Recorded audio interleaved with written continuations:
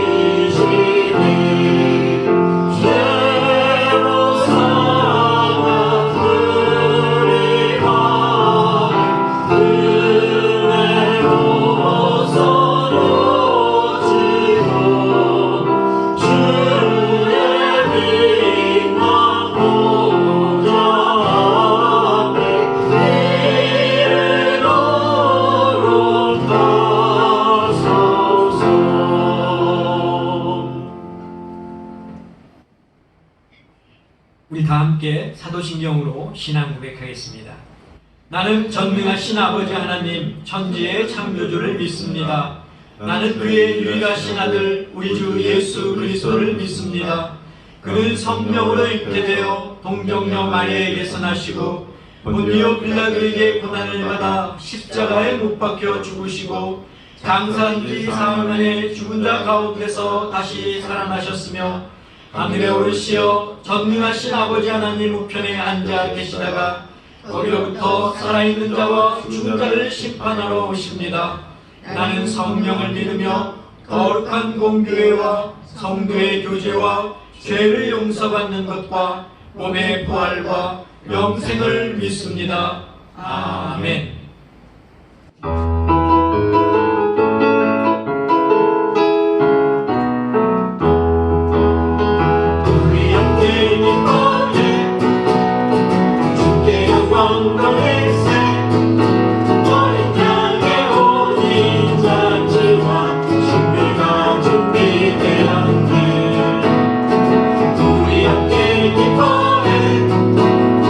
주께 영광 돌리세 어린 양의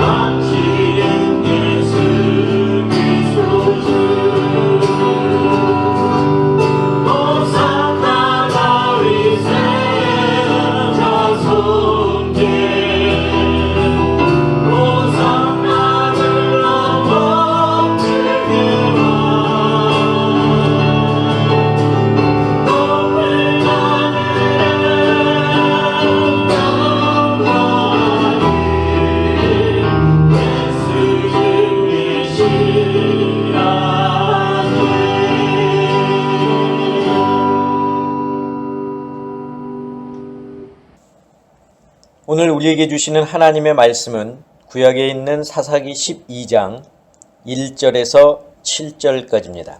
제가 봉독하겠습니다. 에브라임 사람들이 모여 북쪽으로 가서 입다에게 이르되 네가 암몬 자손과 싸우러 건너갈 때에 어찌하여 우리를 불러 너와 함께 가게 하지 아니하였느냐. 우리가 반드시 너와 네 집을 불사르리라 하니 입다가 그들에게 이르되 나와 내 백성이 암몬 자손과 크게 싸울 때에 내가 너희를 부르되 너희가 나를 그들의 손에서 구원하지 아니한 고로 나는 너희가 도와주지 아니하는 것을 보고 내 목숨을 돌보지 아니하고 건너가서 암몬 자손을 쳤더니 여호와께서 그들을 내 손에 넘겨주셨거늘 너희가 어찌하여 오늘 내게 올라와서 나와 더불어 싸우고자 하느냐 하니라.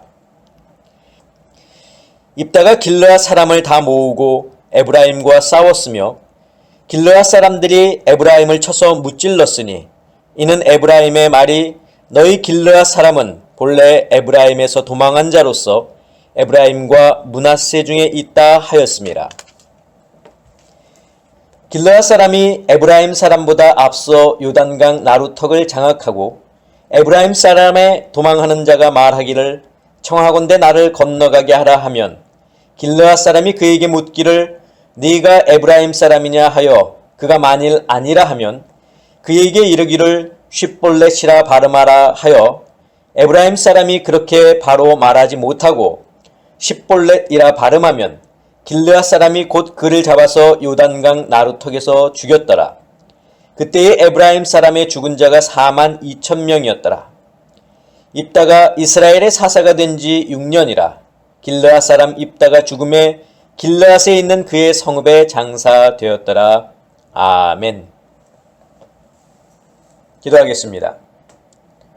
사랑의 아버지 하나님 감사합니다. 오늘도 저희들을 부르시고 또 주님의 은혜의 자리에 서게 하심을 감사합니다.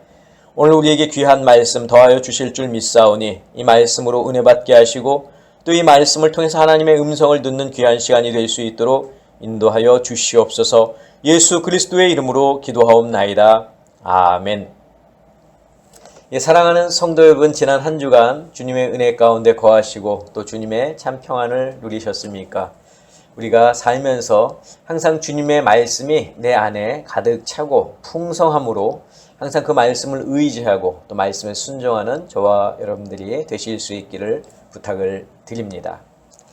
자, 우리가 지난주에는 암몬 자손과의 전쟁에서 승리를 거두고 돌아온 사사 입다가 섣부른 하나님과의 약속 때문에 자신의 하나뿐인 딸을 하나님께 제물로 드려야 하는 그러한 이야기에 대해서 들으면서 우리가 하나님께 섣부르게 약속하지 말자, 또 지키지 못할 약속은 하지를 말자, 또 지키지 못한 약속에 대해서는 분명히 하나님께 용서를 구하자라는 세 가지 제목을 가지고 제가 여러분께 말씀을 드렸습니다.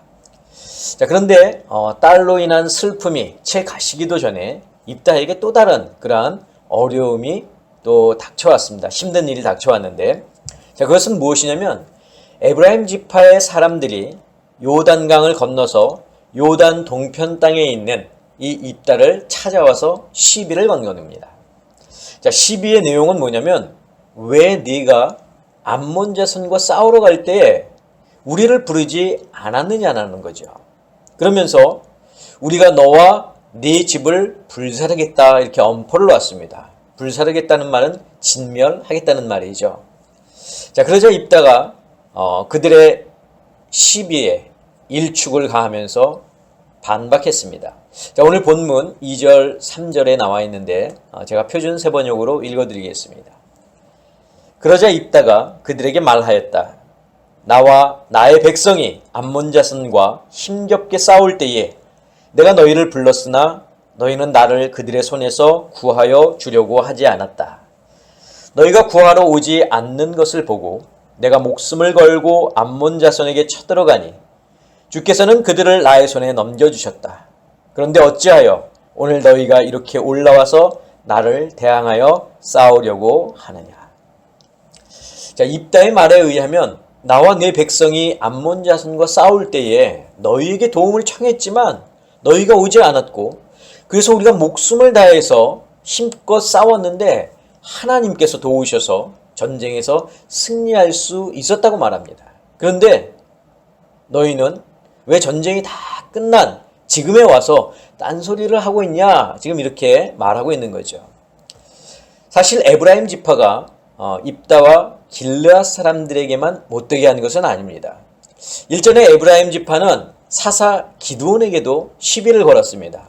사사 기드온과 300명의 용사들이 미디안 연합군을 격퇴할 때 기드온은 도망하는 그 미디안 연합군을 납달리 지파 그리고 아셀 지파 그리고 므낫세 지파에게 추격하도록 했죠. 그리고 에브라임 지파에게는 요단강 수로를 장악하고 퇴로를 막으라고 했습니다. 자, 에브라임 사람들은 도망하는 그 미디안 연합군들의 장군들을 잡고 또 그들의 방백, 대장들을 잡아서 죽였죠. 자, 전투가 이스라엘의 승리로 끝나자 그때 에브라임 지파가 또 기드온에게 항의를 했었습니다. 미디안 연합군과 싸우러 갈 때 왜 처음부터 자신들을 부르지 않고 전쟁이 끝날 무렵 자신들을 불러서 그 요단강 수로를 장악하고 퇴로를 막으라 했느냐 하는 거죠. 초반부터 같이 전쟁을 우리가 도울 수 있었을 텐데 막판에만 우리를 불렀느냐 하는 거죠. 자, 기드온이 이 사태의 심각성을 눈치채고는 그들에게 이렇게 대답을 하는데 사사기 8장 2절에서 3절을 제가 다시 표준세 번역으로 읽어드리겠습니다. 이번에 내가 한 일이 여러분의 한 일에 비교나 되겠습니까? 에브라임이 떨어진 포도를 주운 것이 아비에셀이 추수한 것 전부보다 낫지 않습니까? 하나님이 미디안의 우두머리 오렙과 스앱을 여러분의 손에 넘겨주셨습니다. 그러니 내가 한 일이 어찌 여러분이 한 일에 비교나 되겠습니까? 자, 기드온은 극도로 흥분해 있는 에브라임 지파의 사람들에게 비록 너희가 전쟁의 막바지에 와서 미디안 연합군의 장군들을 물리쳤지만 그들 중에는 그들의 대장이 있었고 그들을 너희들이 잡아서 죽였으니까 당신들의 공적이 우리의 공적보다 훨씬 더 크다. 이렇게 그들을 지켜 세웠습니다. 그러니까 그제서야 그들의 노여움이 풀렸던 것입니다. 자, 이처럼 에브라임 지파가 기드온에게 또 입다에게 이렇게 시비를 걸었는데 그 시비를 건 데에는 이유가 있습니다. 자, 우리가 그 이유를 알려면 야곱의 시대까지 우리가 거슬러 올라가야 되는데 이스라엘에는 아버지가 맏아들을 축복하는 장자권이 있습니다. 일반적으로 이 장자권은 맏아들에게 주어지는 게 맞지만 이 장자권이 반드시 맏아들에게 주어지는 것만은 아닙니다. 자, 야곱은 동생이었죠. 형 에서가 있었습니다. 그런데 그가 동생이었음에도 불구하고 형에게 어떻게 했습니까? 장자권을 팥죽 한 그릇에 사지 않았습니까? 그러니까 형한테 그 장자권하고 팥죽하고 맞바꾼 겁니다. 또 이 야곱에게는 12명의 아들이 있었는데 맏아들인 루벤에게 장자권을 주지 않고 이 야곱이 누구에게 장자권을 줬습니까? 11번째 아들인 요셉에게 장자권을 주었습니다.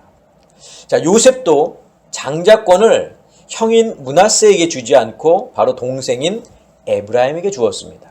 자, 그래서 이 에브라임 지파 사람들은 장자권을 받았기 때문에 그것으로 인해서 자신들이 이스라엘의 대표 지파로서 이스라엘의 모든 그런 주도권을 잡아야 한다고 늘 생각하고 있었던 겁니다. 자, 그런데 미디안 연합군을 이기고 돌아온 기드온이 어느 지파 사람입니까? 므낫세 지파입니다. 또 요압을 물리치고 돌아온 입다는 어느 지파 사람입니까? 바로 므낫세 지파에 속한 길르앗 사람 아닙니까? 그러니까 둘 다 므낫세 지파 사람인 거죠. 이처럼 요셉의 두 아들인 므낫세와 에브라임은 비록 형이었던 므낫세가 장자권을 얻지 못하고 동생인 에브라임이 장자권을 얻으면서 이스라엘 전체의 주도권을 자신들이 가져야 한다고 이 에브라임 지파는 생각했고, 적과의 싸움이 있을 때마다 승리의 영광, 그리고 그 전쟁에서의 그런 맨 앞에 앞장서야 할 지파들이 바로 자신들이라고 항상 생각하고 있었던 겁니다. 그러니까 자신들을 항상 뒷전으로 생각했던 그런 기드온과 입다의 그런 처신을 보면은 이제 이들이 화가 날 수밖에 없었던 거죠. 자, 그런데 이 에브라임 지파의 성향을 알고 있었던 기드온은 그들과의 충돌을 어떻게 했습니까? 지혜롭게 대처하면서 잘 마무리했습니다. 하지만 입다는 그렇지 못했습니다. 게다가 이 에브라임 지파 사람들은 길르앗 사람들을 무시하기까지 했는데 오늘 4절에 보면 이렇게 무시하는 말을 합니다. 에브라임의 말이 너희 길르앗 사람은 본래 에브라임에서 도망한 자로서 에브라임과 므낫세 중에 있다 하였습니다. 즉 에브라임 사람들이 말하기를 너희 길르앗 사람은 에브라임에서 도망친 사람들이다 라는 거예요. 자, 이 말을 들은 입다가 어떻게 했습니까? 화가 났겠죠. 그래서 길르앗 사람들을 다 불러 모았고 에브라임 지파 사람들과 싸우게 되었습니다. 자, 싸움은 길르앗 사람들의 쪽으로 기울었고 에브라임 사람들은 다시 요단강을 건너서 도망가기 위해서 강 나루터로 향했습니다. 하지만 이 길르앗 사람들이 이미 그 강 나루를 차지하고 있었고 강을 건너려는 사람들을 신문했습니다. 자, 길르앗 사람들이 자기 족속과 또 에브라임 족속의 사람들을 구별하는 방법이 있었는데 그것은 쉽볼렛이라고 하는 이 단어를 발음하게 하는 겁니다. 자, 길르앗 사람들은 쉽볼렛이라고 정확하게 발음을 했지만 에브라임 사람들은 이것을 쉽볼렛이라고 발음하지 못하고 십볼렛이라고 발음을 한 거죠. 그러니까 마치 우리 한국 사람들이 의를 발음하지 못하고 으로 발음하는 것, 혹은 뭐 쌀을 살이라고 발음하는 것, 그런 거하고 같은 거죠. 그래서 제대로 발음하지 못하면 아, 이 사람은 에브라임 사람이구나 하고서 그 자리에서 죽인 겁니다. 자, 이렇게 해서 길르앗 사람이 죽인 에브라임의 사람의 수가 42,000명이었다고 하니까 얼마나 많은 사람이 죽음을 당했는지 모릅니다. 자, 그런데 에브라임 지파의 이 시비에 반응하는 사사 기드온과 사사 입다의 그 모습에는 차이점이 있는 것을 우리가 발견할 수 있죠. 그 이유가 무엇 때문입니까? 이 기드온과 이 입다의 살아온 배경이 다르기 때문입니다. 기드온은 농부의 아들로서 농사를 짓는 사람이었고 또 미디안 사람들을 두려워했기 때문에 마당에서 그 탈곡을 하지 못하고 포도즙 틀에다가 곡식을 놓고 몰래 탈곡을 했고 또 하나님께서 부르실 때에 계속해서 표징을 구하던 사람 아니었습니까? 그런데 입다는 어렸을 때부터 배다른 형제들에게 쫓겨나서 돕당으로 도망갔고 그곳에서 불량배들과 어울리면서 그들의 지도자가 되지 않았습니까? 그리고 암몬 족속과 전쟁을 하러 갈 때에 하나님이 암몬 족속을 내게 붙여주시면 전쟁 후에 누구든지 제일 먼저 집에서 문을 열고 나오는 사람에게 그 자를 하나님께 번제물로 드리겠다고 생각 없이 또 서원했던 그런 사람이었지 않습니까? 그런데도 불구하고 자신의 서원에 대해서 반복하지 않은 것을 보면 입다는 정말 신의를 지키는 그런 사람이고 또 어떠한 일에 단호하게 결정하면서도 돌이키지 않는 그런 성품의 소유자다라고 우리가 볼 수 있습니다. 그런데 자신은 잘못이 없고 오히려 암몬 족속에게서 이스라엘을 구하느라 목숨을 내놓고 수고했는데 오히려 자기의 잘못을 질책하는 에브라임 지파에 대해서 어떻게 했습니까? 분노하였고 그들과 전쟁을 하지 않았습니까? 분명 세상에는 에브라임 지파와 같은 사람들이 있습니다. 자신의 존재를 인정받기를 원하고 자신이 모든 일을 주도하기를 원하고 자신이 어떤 일에 있어서 중심에서 배제가 되면은 그것을 못마땅해 하는 사람들이 있습니다. 그런데 교회 안에도 이 에브라임 지파와 같은 사람들이 있습니다. 세상 같으면야 그들을 법적으로 처리하거나 혹은 아예 그냥 무시해 버릴 수 있겠지만 교회 안에서는 그렇게 할 수가 없죠. 그들을 위로하고 또 격려함으로써 하나님의 공동체가 분열이 아닌 화합, 하나됨으로 이끌어갈 수 있도록 해야 된다는 겁니다. 교회의 하나됨을 위해서 분명히 사사 입다의 방법보다는 사사 기드온의 방법이 훨씬 더 좋은 방법임을 우리는 알고 있습니다. 사사 입다는 에브라임 지파의 잘못을 정죄했고 또 그들을 처벌했지만 사사 기드온은 그들의 잘못을 어떻게 했습니까? 칭찬하고 격려하고 위로했습니다. 우리 성도들에게는 이런 기드온의 마음이 필요합니다. 므낫세 지파를 대하는 에브라임 지파의 태도는 분명히 잘못되었습니다. 하지만 하나님의 백성으로서 선택된 이스라엘 백성들이 그 자체 안에서 서로의 잘못을 용서하지 못하고 자신의 주장이 옳다고 하여 다른 지파의 사람들을 정죄하거나 처벌한다면 그것은 하나님이 원하시는 화합, 하나됨의 위배가 된다는 겁니다. 먼 훗날 솔로몬 왕이 죽은 후에 유다 지파와 베냐민 지파가 중심이 돼서 솔로몬의 아들 르호보암을 왕으로 세우려 했을 때 에브라임 지파가 어떻게 했습니까?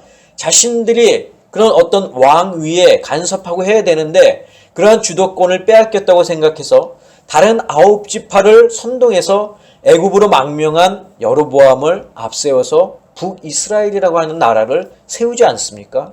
그로 인해서 이스라엘이 북왕국과 남왕국으로 나뉘게 되었고 양국 체제는 이스라엘이 망하여 바벨론의 포로로 잡혀갈 때까지 계속 지속되는 것 아닙니까? 자, 에브라임 지파는 기질적으로 불평하는 자들이고 또 이스라엘의 공동체를 분열시키고 파괴하는 그런 결과를 가져왔습니다. 그런데 여러분, 이스라엘 그 공동체도 마찬가지지만 교회 안에서 필요한 것이 무엇입니까? 하나됨입니다. 누가 잘했고 누가 못했고를 따져서 잘한 사람은 상을 주고 못한 사람은 벌을 주는 것이 능사가 아니라는 말입니다. 상과 벌은 하나님께서 하실 것입니다. 그러므로 우리는 모든 일의 판단은 하나님께 맡겨야 됩니다. 우리가 해야 될 것은 무엇입니까? 서로 연합하고 하나 되는 거예요. 자, 우리에게 필요한 것은 바로 허락하신 믿음의 공동체, 하나님께서 우리에게 주신 그 교회를 어떻게 잘 유지하고 하나 될 것인가라는 것입니다. 사탄은 교회가 갈라지고 분열하는 것을 원하고 있습니다. 그래서 에브라임 지파와 같은 사람들을 포섭해서 공동체를 분열하도록 만듭니다. 자, 이들에게 중요한 것은 공동체의 하나됨보다는 자신들의 입지를 굳히는 일입니다. 공동체가 분열되거나 갈라지는 것에는 별로 관심이 없어요. 오직 자신들의 주도권을 잡아야 한다고 생각합니다. 그러나 여러분, 기드온은 생각이 달랐습니다. 입다는 에브라임 지파의 잘못을 지적하고 그들이 죗값을 치르도록 전쟁을 통해서 그들을 죽였지만 기드온은 이 이스라엘이라고 하는 공동체가 분열하지 않도록 지혜롭게 행동했습니다. 비록 에브라임 지파가 잘못한 부분이 있었지만 그들의 마음이 상하지 않도록 그들의 잘한 부분을 부각시켜서 그들을 격려하고 축복했다는 거 아닙니까? 그렇다면 교회의 하나됨을 위해서 필요한 것이 있다면 과연 무엇이 필요할까요? 여러 가지가 있겠지만 사랑과 용서가 필요합니다. 성도는 나와 생각이 다르고 또 성격이 다르다고 해서 그리고 상대방이 나와 교회에 잘못했다고 해서 무작정 그 사람을 나무라고 정죄할 것이 아니라 사랑의 마음으로 그들의 잘못을 용서할 수 있어야 합니다. 우리가 용서해야 하는 이유가 왜 그렇습니까? 우리도 용서함을 받았기 때문에 그렇습니다. 우리도 과거에는 누군가의 용서를 받은 사람이기 때문에 그렇다는 겁니다. 그런데 여러분, 이 용서는 사랑에서 우러나오는 용서가 되어야 됩니다. 마지못해서 하는 용서가 아니라 그들을 사랑하는 마음에서 우러나오는 그런 용서가 되어야 한다는 것이죠. 바로 예수님께서 우리의 죄를 사하시고 또 우리의 잘못을 용서하신 것이 사랑에서 나온 참 용서였기 때문에 우리도 이런 예수님의 마음처럼 사랑의 마음을 가지고 용서해야 된다는 겁니다. 뿐만 아니라 우리는 우리의 감정을 억제할 수 있어야 됩니다. 자신의 감정을 억제하지 못하면 여러분 행동도 스스로 통제할 수 없게 됩니다. 사사 이때는 에브라임 사람들이 길르앗 사람들을 무시했을 때 그 감정을 억제하지 못했습니다. 그래서 길르앗 사람들을 모아서 에브라임 사람들과 전쟁을 벌였습니다.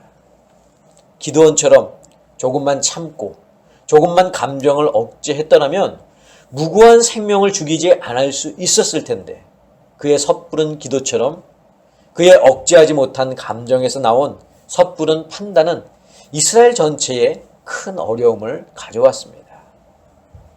사랑하는 성도 여러분, 우리는 교회 안에서나 교회 밖에서 화평케 하는 자가 되어야 됩니다. 그래서 예수님은 마태복음 5장 9절에서 화평케 하는 자는 복이 있나니 그들이 하나님의 아들이라 일컬음을 받을 것이미요 라고 말씀하셨습니다. 분명 화평케 하는 것은 힘들고 어려운 일입니다. 나를 희생해야 하고 나의 감정을 억제해야 합니다. 그러나 예수님의 말씀처럼 화평케 하는 자는 복이 있습니다. 그 복은 세상이 복이 아니라 하나님께서 너는 내 아들이다 라고 말씀하시는 복입니다. 우리는 하나님께서 우리에게 허락하신 이 공동체, 이 교회를 지키고 또 세워나갈 의무가 있습니다. 때론 에브라임 지파와 같은 사람들이 우리 가운데 있을 수도 있겠지만 사랑의 마음으로 그들을 용서하시고 오히려 그들을 축복함으로 하나님의 교회를 화평케 하는 저와 여러분들이 되시기를 주님의 이름으로 간절히 축원합니다. 기도하겠습니다. 사랑의 아버지 하나님, 저희들에게 하나님께서 허락하신 이 교회를 위하여 헌신하고 기도하며 또한 이 교회를 위해 정말 우리가 화평케 하는 자로서 쓰임받는 저희들 모두가 되게 하여 주시옵소서. 그래서 저희에게 진정으로 사랑을 통한 용서하는 마음을 품게 하시고 또 우리의 감정을 잘 통제하여 섣부른 판단, 섣부른 행동하지 않도록 주님께서 저희들을 도와 주시옵소서. 이제는 우리 주 예수 그리스도의 은혜와 하나님의 그 크신 사랑하심과 성령님의 역사하심이 오늘 말씀을 듣고 이 땅에 이 교회에 화평케 하기 위하여 주님의 말씀대로 살아갈 것을 다짐하는 사랑하는 당신의 성도들 머리 위에 저희들의 가정 위에 건강 위에 자녀들 위에 직장과 사업과 일터 위에 지금부터 영원까지 함께 하옵시기를 간절히 축원하옵나이다. 아멘.